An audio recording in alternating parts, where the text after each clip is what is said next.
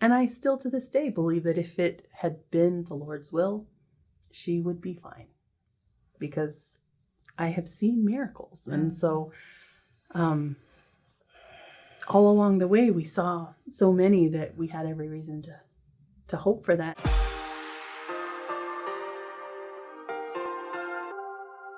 Hello and welcome to The Middle. I'm so grateful that you've joined us today. We are about to have a wonderful, tender, honest, authentic conversation with my friends, the Mahes, and I'm so grateful you're both here. Sunny and Reno have agreed to come to the yellow couch and talk about one of the middles that I think most of us have experienced at some level, and yet it doesn't matter how many times we go through it. I think it feels unique depending on the situation. And we're going to talk about grief and the loss of their beautiful daughter. How long has it been since the accident? So it'll be 4 years in November. Wow.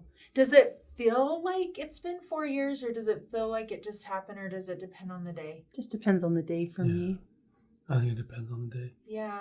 I think for me, with the loss of my sister Meg, it's been 6 years. And sometimes I feel like it was just yesterday, because I feel like I'm grieving as if I've never grieved, as if there's like levels of grief that you think you can check off. And so I appreciate both of you being willing to come and have this conversation, because I know it's going to help people.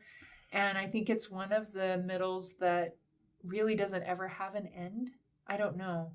Do you feel like people say to you, are you over it? Or do you have a sense of feeling like once you go through a certain amount of grief that you'll be on the other side of it? I think there's always that expectation that you're going to like, okay, I've gotten past at least this part of it. Right. And then something somebody will say will trigger something. And then it's like, you're right back in there. it. And Yeah. so, I think it is one of those things that you have to work through your whole life. Yeah.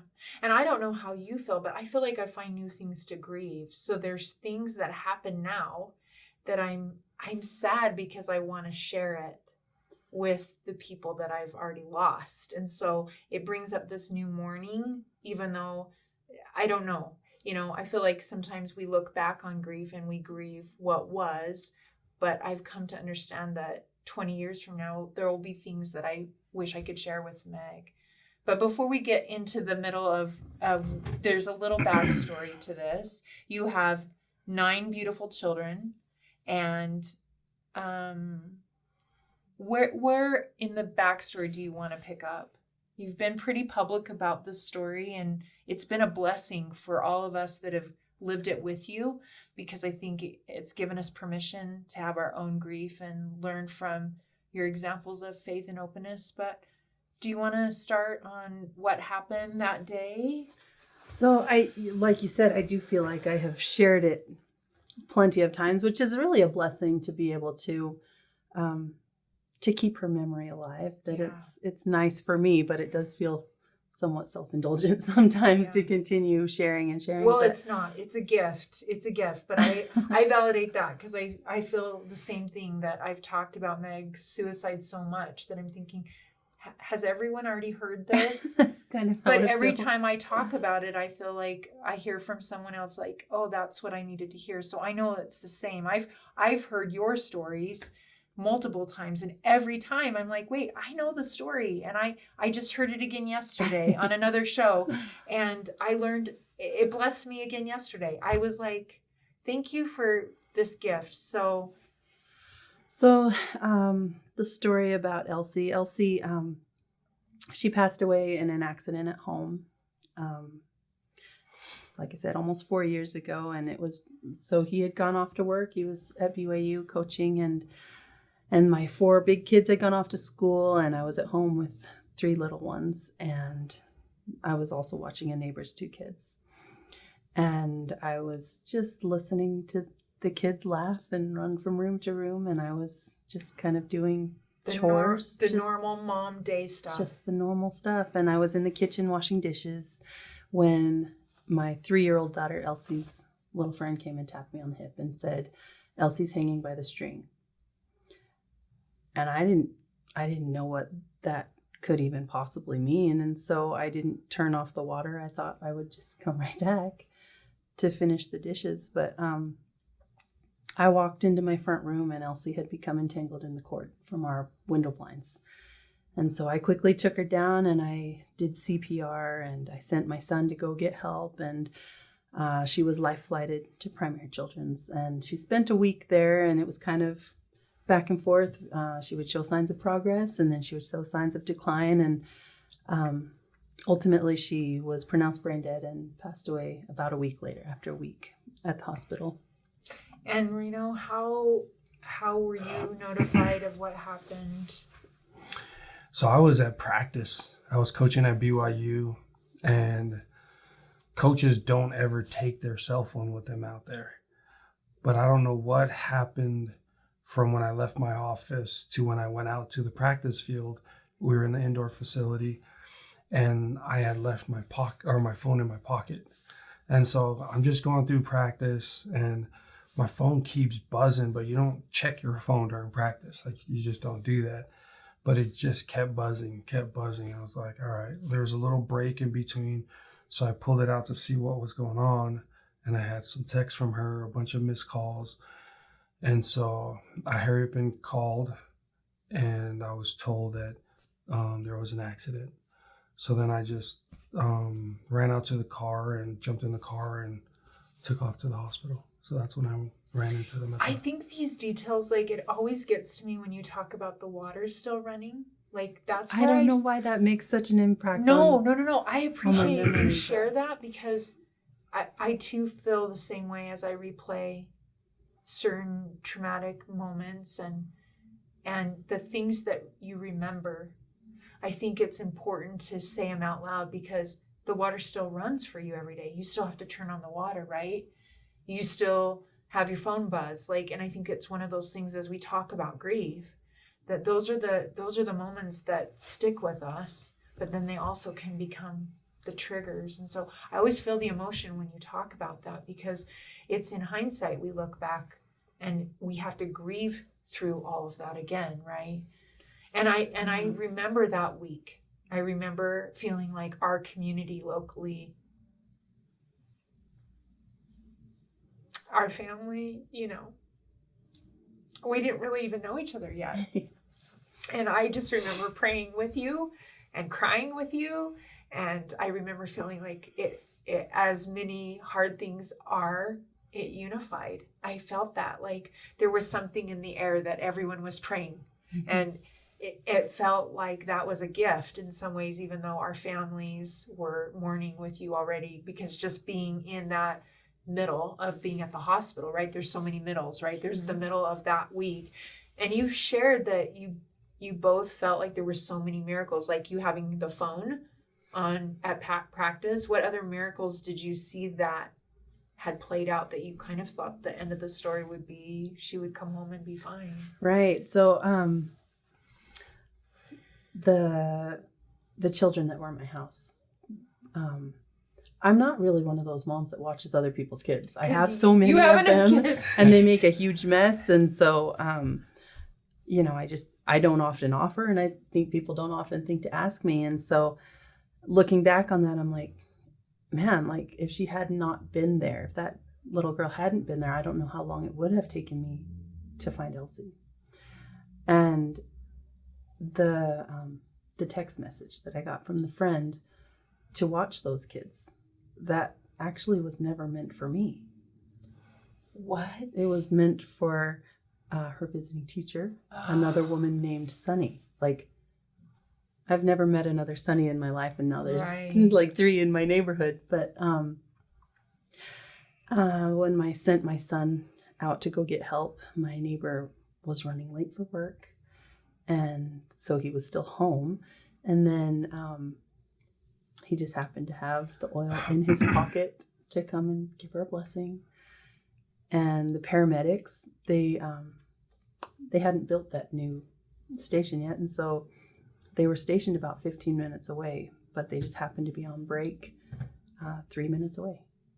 And so there was just so many little miracles all along the way that, I think we both felt like like she was going to be fine. Like, it Yeah, was that gonna God had be already okay, that given you those little bridges. Mhm. And so, of course, there'll be the big bridge, and it will be a different ending than what played out. Right. And honestly, even after we had received the results of her brain scans, that there was very little brain activity, and that was also kind of beginning to decline. Even then, like, we still, and I still to this day believe that if it had been the Lord's will, she would be fine, because I have seen miracles. And so all along the way, we saw so many that we had every reason to hope for that. And so when we went to the temple, there was kind of three outcomes. Prayers? Oh, Either, obviously, we were hoping for the miraculous healing, she was going to be fine, or she would live but with pretty severe disabilities. because of the brain damage. Right. Or she would pass away.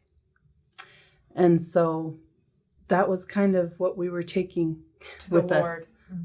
Like, And for our viewers that aren't members of the Church of Jesus Christ of Latter-day Saints, priesthood blessings with oil is a practice that we use to help when someone is sick or struggling.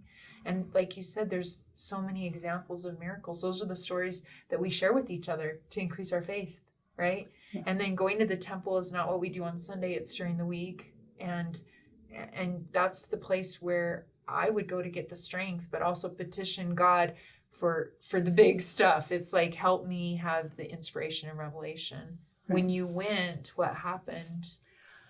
so I think we both felt a pretty strong feeling that she wouldn't live. And for me, that's kind of where the revelatory process ended at the time, because I was obviously just devastated. I felt. So can I ask, did you feel like, okay, God, you and I need to not chat for a while? I can't talk with you about this? Or were you just like frustrated with what you felt, or were you feeling peace even though it was horrible? At the time, I was just flooded with guilt. Yeah. That You were I felt like it was my fault. That I should have been watching her closer. I should have saved her. I should have been able to have heard the prompting. You know, I mean, everybody talks about that, about the warning. Yeah, I just felt this really strong feeling to To go go and check. check, where I didn't get it. And so I had to wrestle with that and feeling Yes. like, why didn't I get it? Yes. Was it, obviously at first it felt like it's because of me. It's because I wasn't worthy to get it, or I ignored it, or I don't know. Did I pray that morning to, for protection over my kids? I don't know. You those are the replay things those things. Mm-hmm. How about for you, when you felt that revelation or that sense? Because I think that's a really important thing, that when you're in the middle of receiving revelation, we can look back hindsight and go, yeah, I had a prompting and I acted and this has happened. Or no, I didn't get a prompting, or I had this feeling and then this is how it played out. But all of us are like developing that muscle with God. It's never, for me anyways, I've never met anyone that's like, oh yes, God and I, we're just, he texts me and I'm like right there and I know exactly what he means, right? Did you feel like when you received that impression, how did you wrestle with it? No, I honestly, for the most part of it, I felt like I was just kind of numb. Yeah. Like it was just kind of a numbing feeling, but we had so much support. We had so much outpouring of support and love that it really guided us through that time, kind of as we were waiting to see what was going on. And then kind of what Sunny was talking about while we were sitting there at the temple and trying to wrestle with what was going on and how we were feeling, that, when we got that news and we went to the temple, we did feel that she was going to pass, like it was going to happen. But she asked me what I thought, and I had got a prompting that it was organ donation. On all of it, kind of made like, it was kind of the she was saved, but not saved. There's pretty specific circumstances in which someone can be an organ donor. I don't know if that's pretty widely known or No, not. I think that's really helpful information. And so, because the state of the body has to be in a certain place so that you can use the organs to help others, right? right. And so it felt like because I was able to get to her right when I did, then she was able to do that. And so, there's very specific circumstances, and not everybody can be an organ donor depending on. So you felt like their that passing. was one of the gifts of this tragedy. Did you feel okay with that right away, or did you have to wrestle? Because some people aren't okay with the organ donation process. It's personal. It was that missing piece for me that I did feel right away that, okay, that makes more sense to me. Why God has allowed these things in this way. Right. Yeah. So that process happens. And then what I always say to friends that lose someone, please call me 3 months after the funeral. When it all goes back to normal, nobody's maybe checking all the time. And I live close to your neighborhood, and my daughter has best friends up on the hill you live on. And so I think for a good year, there were still ribbons in the tree, and I would see those. And so I would say prayer every time. But where did you feel as the grieving process happened? You were wrestling with guilt. Were you still feeling numb? Because I think that's an interesting state to be in. I think for our family as a whole, and my wife was more kind of the catalyst to push this for us, was the grief counseling, taking our family, because it was one thing for us to deal with it, but it was, as adults, it's another thing to know how our kids are going For sure. to handle it, and how to be there for our kids. And so going and doing that during that time was super helpful for not only for us, for our marriage, but to also know how each of our kids deal with it differently. Right. And so I think that was something that really helped us overcome any of those negative situations after the fact of trauma. If anything, I felt like it was something that brought us closer. It did. I mean, we were close.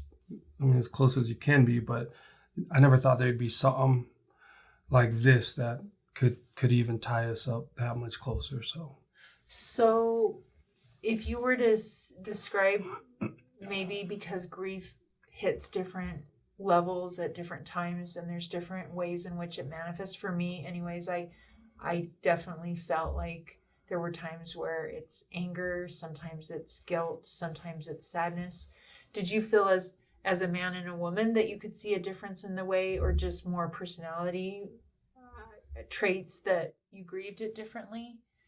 I will probably just speak for me, and I'll let her speak for her. That's good. Considering how grief, my therapist told me, which I totally believe, but we're pretty happy-go-lucky family, couple, people. And so I don't think people on the outside could really see, well, they look so happy, like they're doing great. And I felt like we were doing great. I felt like we're okay. I think we grieve differently. But the one thing that the counselor pointed out was, couldn't trick my weight. Like I just gained so much weight. And so it was... Your grief was showing up in that way. Like it wasn't... like I think I was just eating all my emotions away. And so I don't know how to explain that to anybody. No, you did. That's perfect. I think that's I think whether it's food or shopping, or we turn to comfort.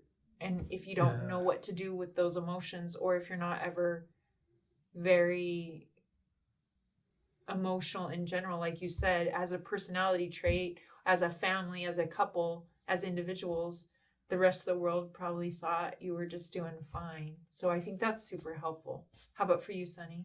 For me, I feel like I love to write. And so I have continued to do that.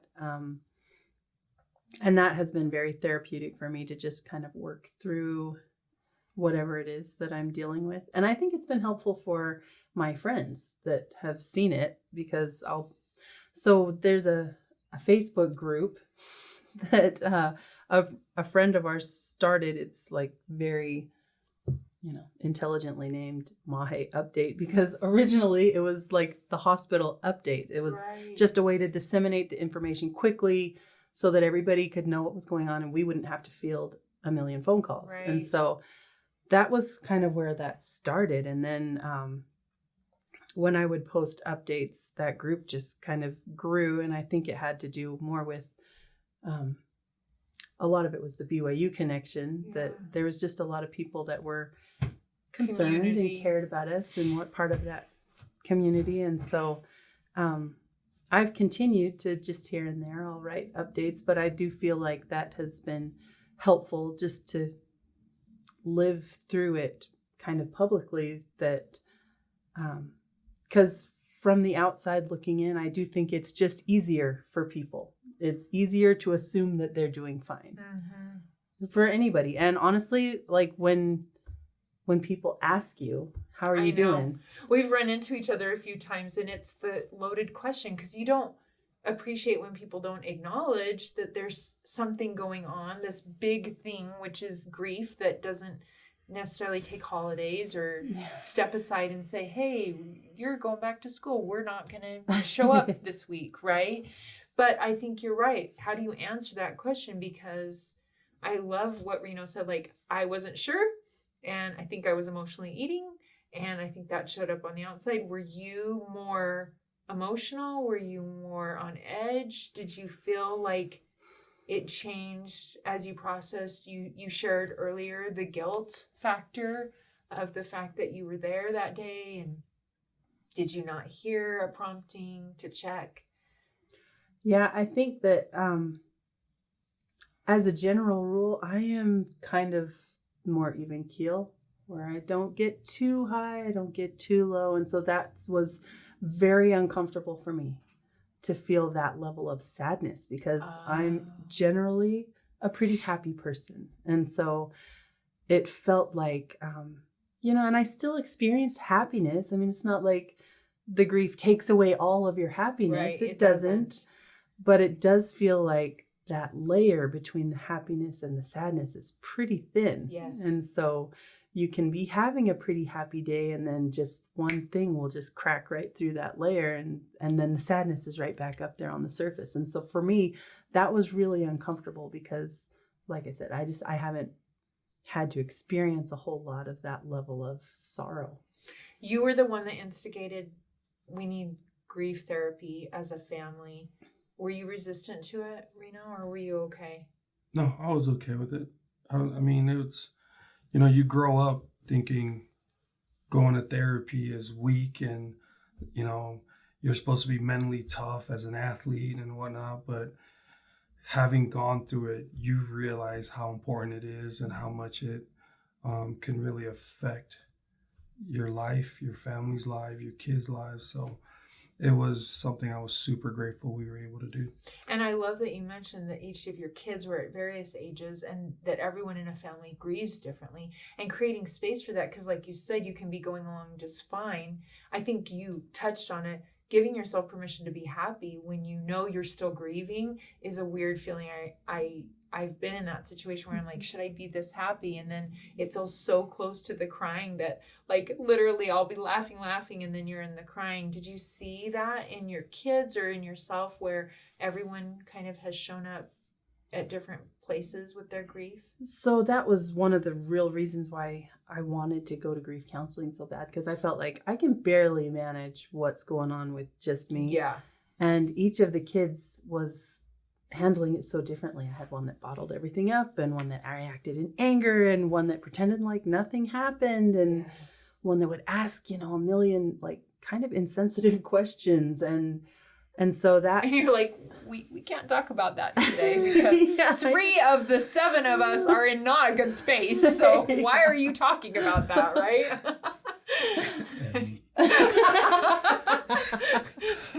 Should we edit out the names? No, it's fine. So.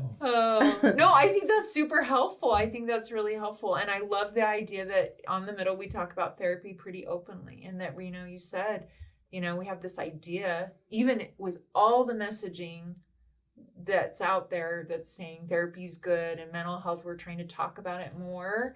There's still this idea.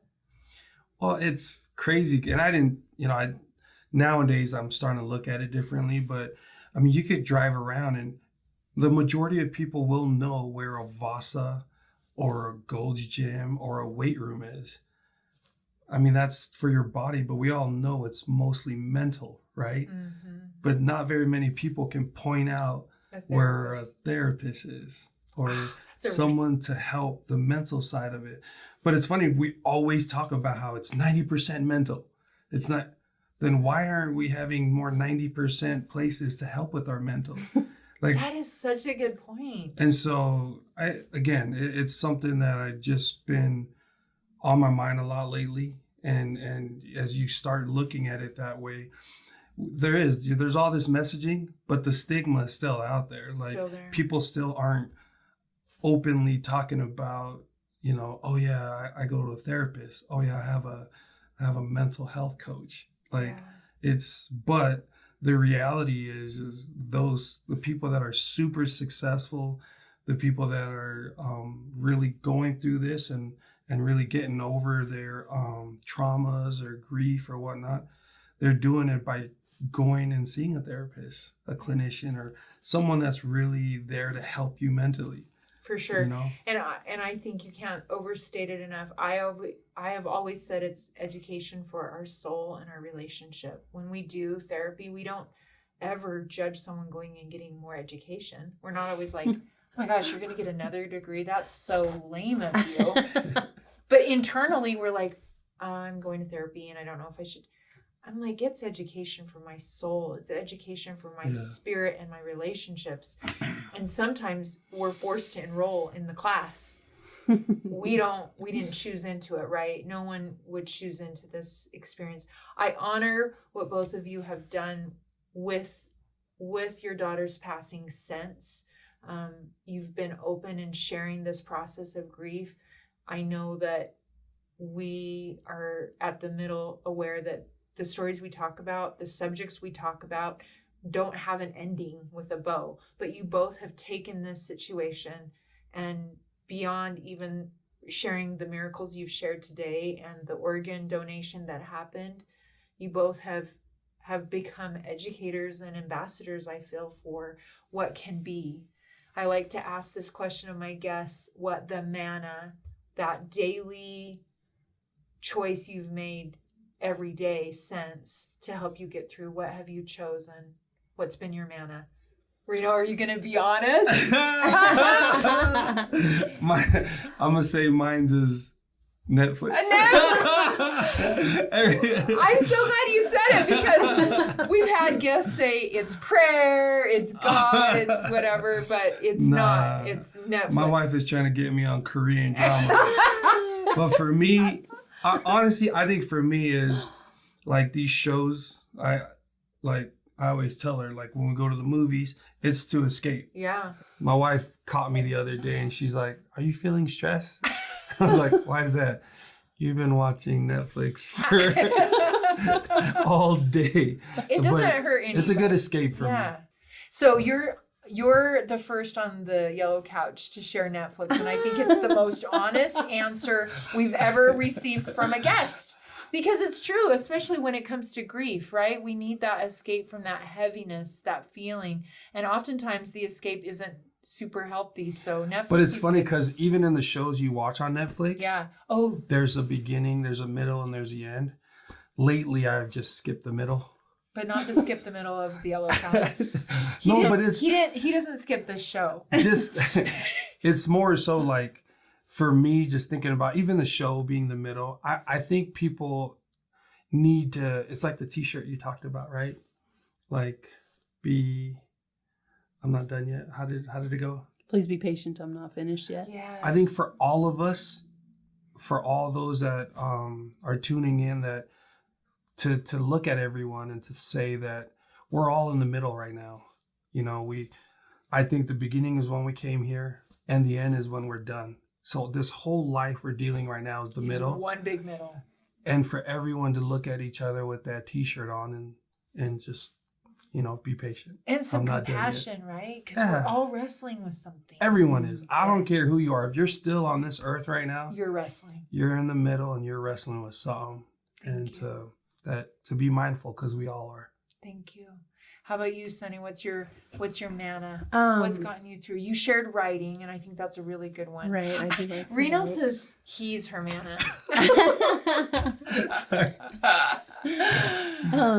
So it's hard to peg it down to just one thing. I feel like I got some advice when I was a young mother that you should always have at least 5 things to self-comfort.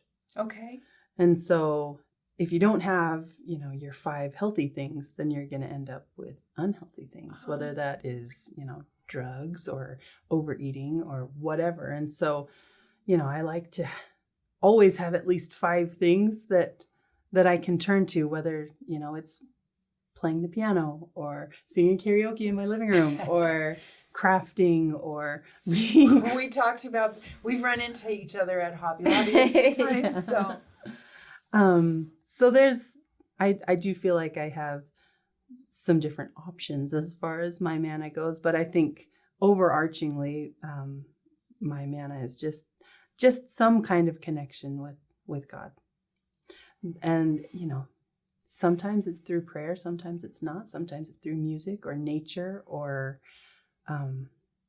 reading inspirational books or just anything that helps me to feel close to God helps me feel close to Elsie too. Yeah, I love that. Thank you both for sharing. I love the idea of identifying 5 things to help us through the middle of, as Reno said, whatever we're in the middle of, because we're all enrolled in school basically, and some semesters are tough, right? And I appreciate that you have shared a tough semester that your family has gone through, and I know that there are others watching this episode that are also in the grieving process, and I don't know if it ever becomes normal, but it's a new normal, right? It's not the shock maybe that it was, but then there's new triggers that bring up that grief again. And I love your advocating for therapy, and I know that you're working really specifically to bring more mental health specifically to our first responders. I'd love to say that Elsie has her hand in all of that as well, right? Oh no, absolutely. she's making the world better just because. Yeah. So God knew that he didn't want you to have it be a different way, even though the ending was harder than most of us are going to encounter. So thank you for taking us along in that process and being here. Thanks for having us. Appreciate it. And thank you. Please share this special episode of The Middle with especially those friends and family that you know that are grieving. It is a long process and it can go on longer than any of us want it to. And I think being patient with that and reaching out for support, whether it's therapy, whether it's Netflix, whether it's crafting, whether it's just a good friend or writing. I think there's been some great suggestions that I know have helped me today, and I hope that they help you and then you pass that on to someone that needs it. Thank you again for joining us here on The Middle.